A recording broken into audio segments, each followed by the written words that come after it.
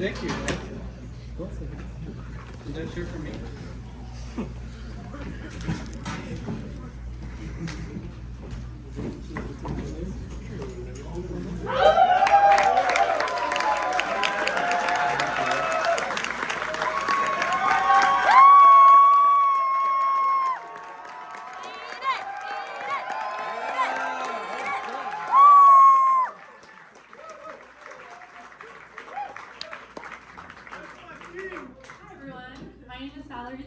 I'm here to moderate the Q&A session, but before we get into everything, can we just have another round of applause for us?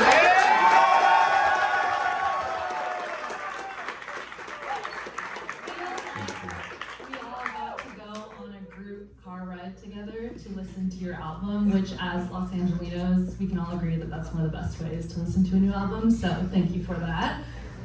Thank you for being with me. I speak for the whole room, I'm sure, when I say congrats on releasing Dark, getting it out to the world on this weekend. I know that this album has been a journey for you, both making it, I'm sure, and also sharing it with the world. So how are you feeling today? Ooh, kind of nervous, Soki. It's been,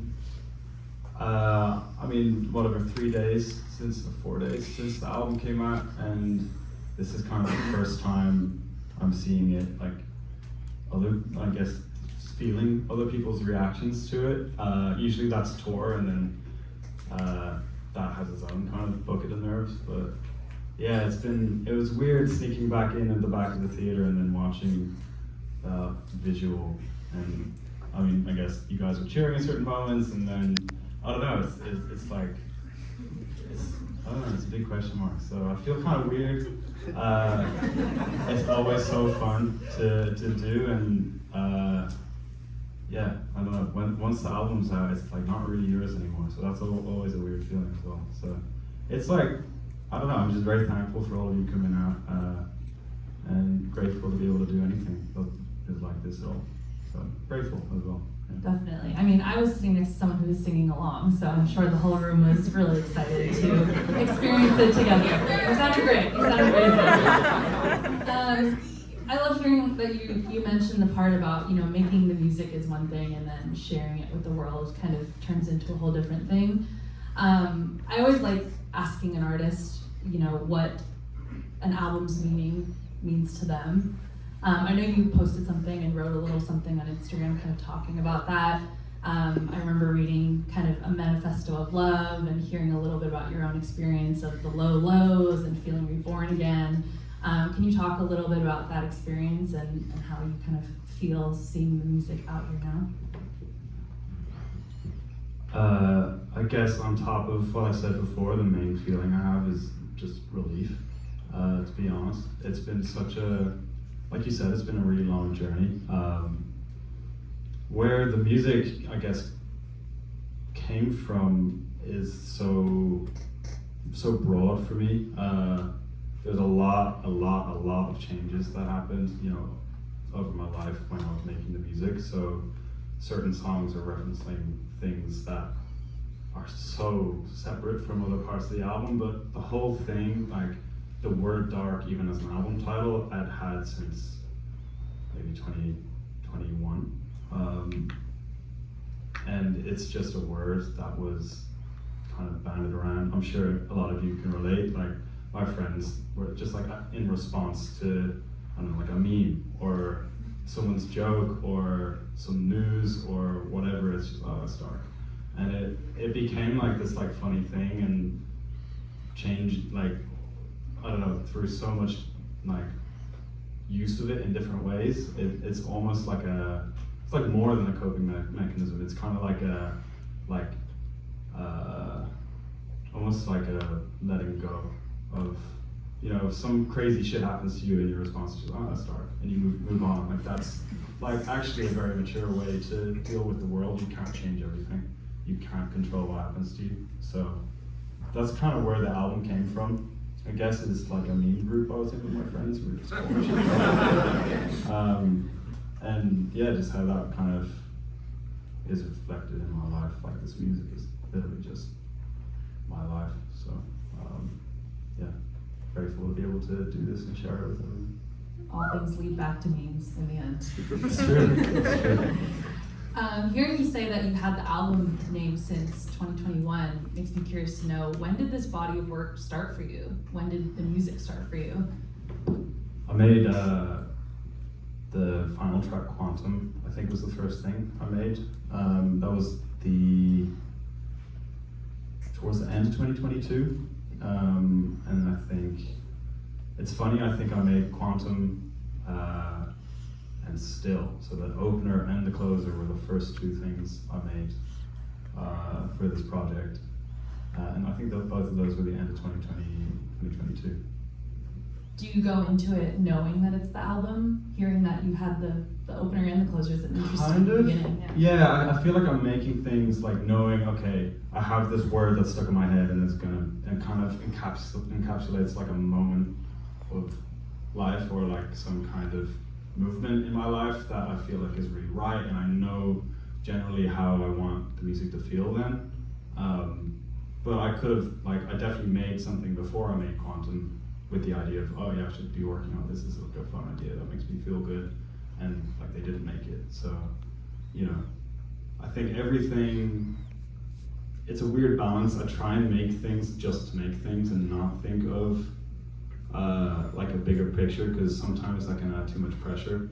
You know, if everything you produce as an artist has to be like really good or fit into a certain box or into a certain idea or I guess preconceived like parameters of the album, then I don't know, it can kind of stagnate you and you can kind of be too scared to make anything at all.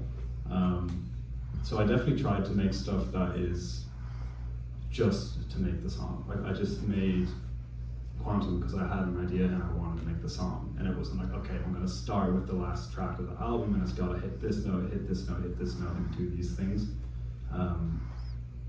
But then once you get into the thick of it, it's kind of like, oh, it'd be sick if there was a song that kind of bridged this moment to that moment. Yeah, so I guess it's a bit of both, maybe. Yeah. I'm sure there's lots of folks out here who have questions as well. So if anyone has a question now, oh, we've got many hands. Okay, I don't think we have additional mics, so you're just gonna have to project. But we'll start right here, front and center. You mentioned that there were songs that didn't make it to the album, and I know Friday Night Song was a song that you came out with that I'm guessing didn't make it to the album. Was there any more that come to mind, and will we ever have a chance to hear them?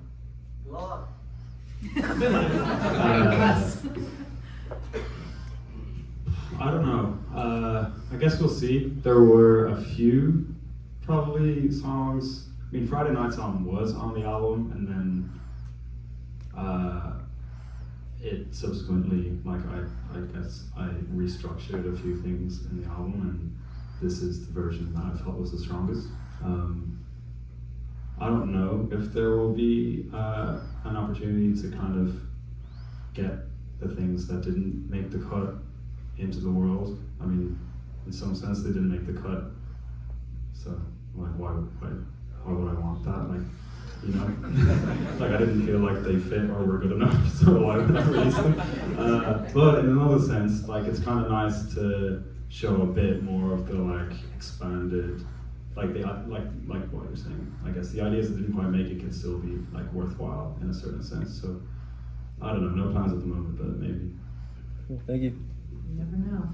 Okay, we're gonna jump to the back with the person waving. That's you, yes. What's like your favorite song like you've ever made? Like favorite of all time? Even I know that's a hard question. I don't make music. I guess every time I'm asked that question, the answer is something that I'm currently working on, and isn't even close to being finished or released. So maybe you'll hear it next year or the year after. Who knows? Okay, we'll go over here to you. Yes. Why'd you choose the GTR? That was actually a last minute thing. We went through about 10 different car options for the video. Initially it was an RX-7, We had an R32, and then all like the owners of these cars would like find an issue with the car, and like we can't risk it breaking down in the middle of nowhere doing this shoot, and but we ended up with this just like child like boys like Need for Speed dream, R34, and that's like a bucket list car. It was amazing to drive it around for a day and a night and another day. Yeah, but it was good. Quite a long drive. Okay, we'll go over here. You. Oh, I'd love to hear a little bit about the location scouting for the video, and also kind of the significance about why you chose that area. It kind of seems like it's a similar area in the album cover, so I'd just love to hear about that connection for you. Not actually even the same country as the album cover, but I appreciate it. It's England and Ireland, so it's kind of, they're pretty similar in that sense, I suppose. But this was shot in Ireland. The album cover is in England. The location scouting for this was, when I was a teenager and I first got my driver's license, I would drive up there, just kind of get out of the city. There was like 2 spots that I used to go to escape the city and like, I guess, clear my head, or like me and my friends would go over there and watch the sunset or some shit. And this was one of them. So the Vertigo visualizer I shot there, except on foot, walking around. And I don't know, something felt really right about going back there this time in like a car that's, worth someone's house probably. So the significance of it is just, it's just such a meaningful place for me growing up, and it's just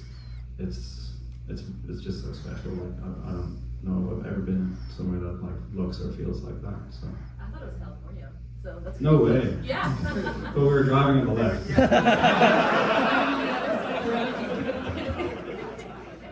I thought you were gonna crash until that. Yeah, I heard a few people laugh. When the first car comes, I heard a few nervous laughs. Okay, cool. We'll jump to you right here in front. First of all, congrats on releasing the album. I know in the past you've said that you kind of, like when you make music, you kind of just make that shit for yourself. And now it's like, in the world. I was wondering what you thought about, like, as an artist and as a creative, like what your view on parasocial relationships are, and that, relationship you have with your fans, and does it like hinder your process? Does it help your process? Do you completely disregard it? I know it's, as an artist, it's got to be difficult to kind of manage. I feel like I'm pretty fortunate. I've had, as Eden, a career that is over a decade old now, which is such a like rare thing to be able to say at all. So that over all of those years, I've met so many fans, if it's at a show or stuff like this or whatever, and everyone has been like really like respectful and chill like for a decade, which is such a blessing, because there's some people who can't really like go to the grocery store or whatever. They get mobbed or they get kind of cornered, and it's intense. So the parasocial relationship thing, I don't know if it helps or hinders. I mean, there's a number of people that I now recognize because they've come to so many shows, so many meet and greets, whatever. But that's actually sweet. It's kind of like a relief, like to look into a room, like if I'm in the middle of, I don't know, if I'm in Nashville or some shit, I can actually recognize someone. So maybe it's a help, maybe it's a positive thing, but I don't know if every artist could tell you that. So, well, thank you to you guys, I suppose. Okay, we're gonna jump all the way to the back there. Yes. I know you've been touring for, so many years, like a veteran. I feel like I'm a veteran from all the shows that I've been to. I know that you've had to switch up in teams and people around you, but for things that stay the same, is there anything in this upcoming tour that you feel like you're really excited to bring back? Because I know the last tour you had like really cool visuals and lights, also like the sort of costume and the camera that you had. There's a lot of cool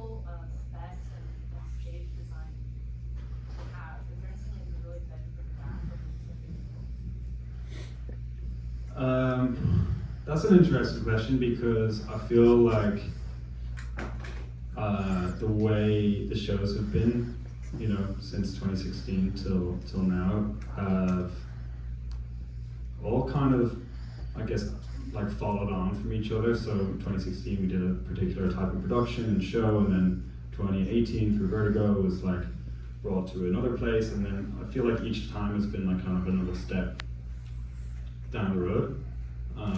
So I don't know, this is going to be maybe one of the more drastic changes.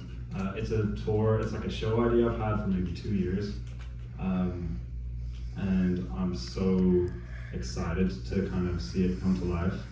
I guess some of the production stuff we'll be doing will be similar to In Case You Missed a Tour, and some of it hopefully will feel like kind of brand new. And in that space, like something I really love is I see ideas that I've done like pop up in other people's shows, and that makes me feel really nice actually, to feel like, okay, we've like had an idea and like gone for something that no one really does, and now other people are copying it. Is like kind of like imitation is the highest form of flattery kind of thing. So I don't know, I'm really excited for the tour. I think it's going to be the most fun show I've ever done. I actually haven't been this excited to do the tour, I think, my whole career. So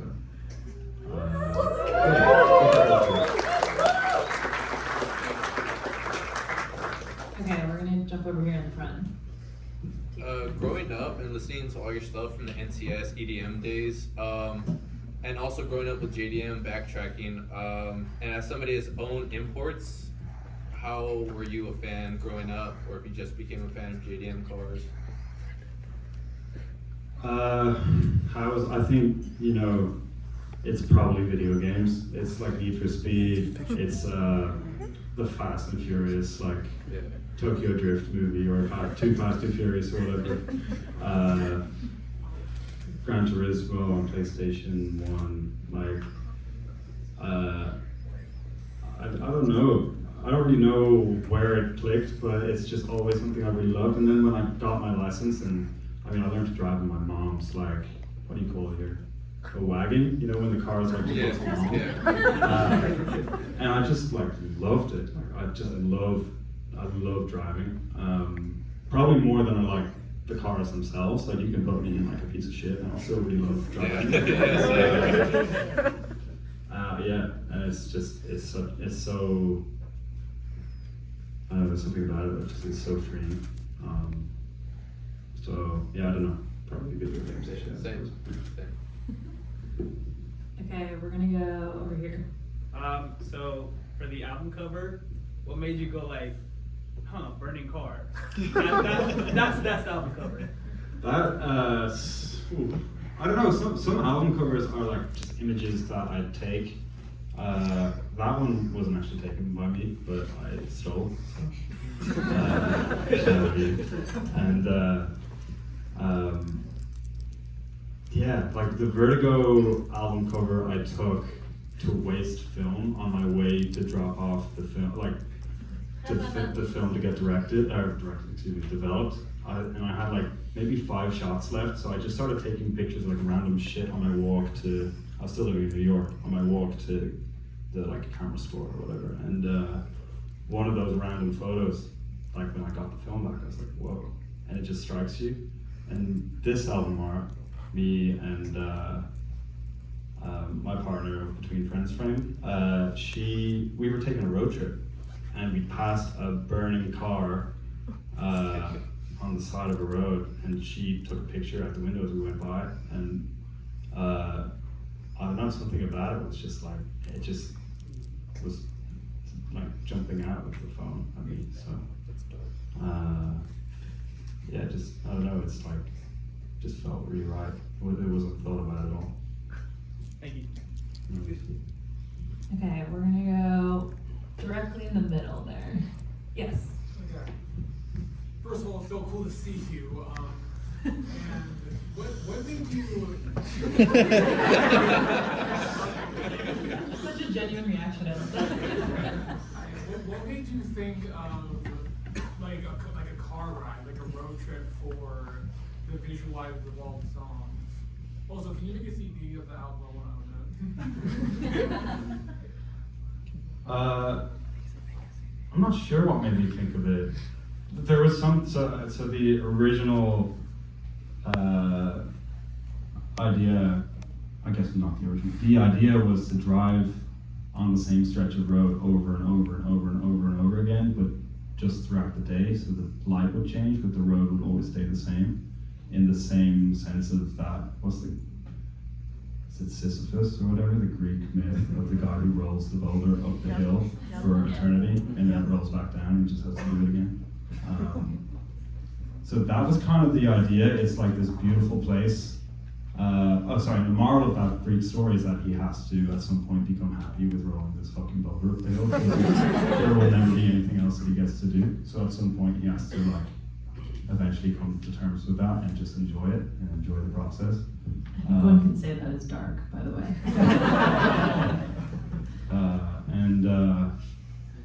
Yeah, it was just this idea of kind of this like limbo, if you want a 2025 word, liminal space that is kind of beautiful, but then is almost like a cage. But you're still moving and going through it, and it's a beautiful part of the world. And as I said, it just means so much to me before. So, yeah, that's a long-winded, kind of confusing answer. Oh no, I like that. Okay, we're gonna go over to you. Hi, I'm a big fan, been coming since like 2016 to shows. Thank you. Yeah. My question is about the song T. It was kind of a standout for me. I was wondering sort of what was your inspiration? How was the process of working on that one? Because I've been bumping it like nonstop. I mean, that song is just about being horny. Yeah, I don't know. I can't, at this point in time, I can't remember where it came from. If it was like I was making the beat first, or I think I was definitely making the beat first. It just felt like this, like that, like pre-chorus just felt like this, like really, like cathartic thing to be able to say in like a really big way. Yeah, I guess that's it. That's all I have to say. Okay, we'll jump to you over there.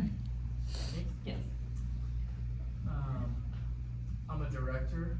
You're easily my number one artist that I want to work with, so just want to throw that out there. My question is, you use a lot of seemingly random audio recordings on a lot of your work, and especially on this one, is there any that you could share some of the backstory from, or just kind of your process of using those recordings?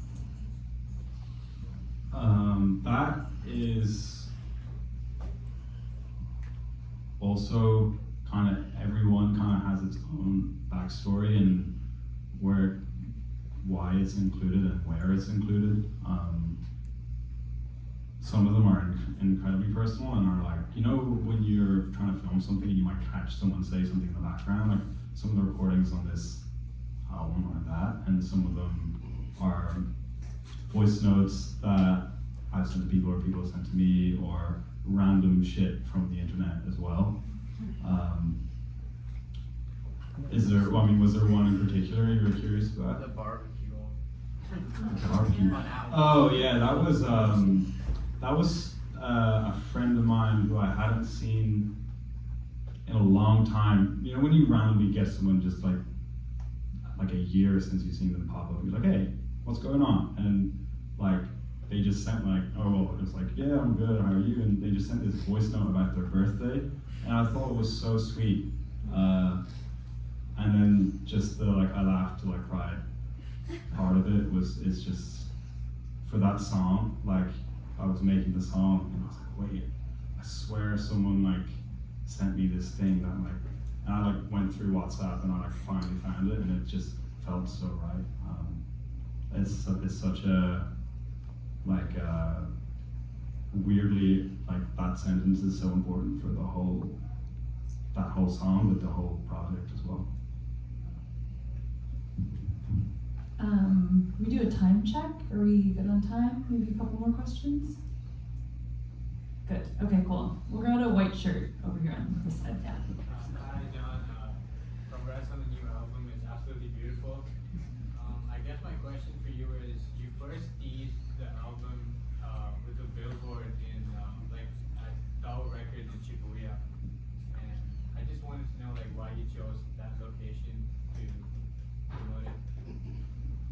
We were originally going to do a lot more of the album promo, out in Japan. So that was kind of the reason. And we wanted to have this kind of everywhere kind of feeling for the promo. So we wanted to have pop-ups and like the billboards happening in Japan, and then the pop-ups in London, and then there's this here. And unfortunately, the way everything kind of fell apart last year, so did that idea, or at least the Japan side of it. To get out of the deal before, we had to pay off the old record label, and so that kind of screwed a lot of our budgets. So we then just couldn't afford to be doing shit literally the other side of the world. So yeah, it was something we were just trying to build out, and as everything changed, we had to kind of divert and start doing other stuff.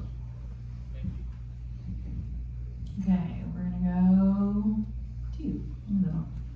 Okay, so you know how when you listen to an album, you usually tell what the sonic inspirations are, in terms of just how it sounds. I find with In Case You Missed It, I could, but with this one I can't really tell, so I'm basically just asking what you into. That's a good question. It's funny that In Case You Missed It was clearer than this. I feel like they're both equally kind of left field. Well, I feel like In Case You Missed It was a little more, at least it felt more back to roots than this one did, if that makes sense, in terms of just being more electronic than anything. Yeah, I mean, it's been so interesting seeing everyone's reaction to this project since Friday, because I feel like overwhelmingly I'm really grateful for this. It's been very positive, and I was just saying to my managers before this, that's maybe the first time in my career that's happened. And a lot of people with rose-tinted glasses will think of previous projects and be like, why isn't this one like that one? But when that one came out, everyone was like, what the fuck is this? And the most obvious example would be Vertigo, which is people tend to say is their favorite and benchmark thing that I've done. When that album came out, most of the comments were what the fuck? And over time, it's become this thing that people love, and I'm so grateful because a lot of my fans, and maybe it's people in this room, will not just throw it away. So they'll be like, oh, I didn't really that wasn't what I was expecting, or didn't really like it. And then I also see so many people being like, oh, I didn't like that at first, but now it's my favorite project. So the response has been really interesting, and I would think that this project is more like my roots than In Case You Missed It, and you think the opposite, and that's totally fine. But this project for me, I guess, what do I listen to? I listen to a lot of, I guess, experimental music, to be honest. I don't really listen to playlists and stuff. I'm very much an album listener. So big inspirations for this project would be, I don't know. I mean, there's everything from kind of contemporary electronic hip hop stuff like Cash Cobain or whatever to slowcore stuff. Pocket is obviously such a slowcore, Duster, Signed Crush Mothers type track. Quantum is a shoegaze song, My Bloody Valentine, whatever. So much Latin music, there's so much Brazil in this album, and that's just because of I guess the way the whole landscape has moved, and it definitely feels like they live in the future, to be honest, and they're blessing us from 30 to 25 with music. Yeah, I mean, like, I was loving Playboy Cardi's stuff. That's probably, I feel like, the most, even though he's such a counterculture person, that's probably the most mainstream person I really love. McGee and DeJohn's project, super inspirational. I don't know, I could probably keep listening. I'm gonna try and keep making playlists and posting them on like Instagram and stuff, and you'll start to see probably songs where it's like, oh, that's where that moment from this part of the album like is kind of like inspired from, maybe. Okay, I think we have time for one more question. So who's a really good one for me? You seem like you're confident you have a good one in the gray, white. Yeah. So I guess this may be a good one to end on. Hopefully it's not too big of a question. But what was your favorite part of like the whole album, or like your favorite? What were some favorite moments, or like basically, what do you look back on and think that I love making that part of that, or I love doing this for the album? Or what you got? I mean, all of it, and that's not a cop out, avoid the question type thing, but like for almost every song, I could give you something that was like really, I guess, amazing for me to be able to do, or like a really important or cathartic moment. Like some of this music I made on a tour bus, and I've never done that before, and that was like really freeing, because I was like, oh, I already worked today. I did a show and I came back on the bus and I went to my little room on the bus. And I'm like, none of this has to be good. I'm just gonna make sounds on my laptop and it could be fucking awful. And some of it was really good, some of it was okay and was on the album and didn't make the album. Ghost in the Shell I made on the tour bus. Pocket I made in a hotel room on an off day on tour. Yeah, I mean, it's hard to think of a singular thing that was my favorite. I don't know. Maybe it's yet to come. Yeah. You're going on tour soon, so Yeah, there's true. more to come. Well, I think we're out of time, but thank you all for coming. Congratulations again. Thank you.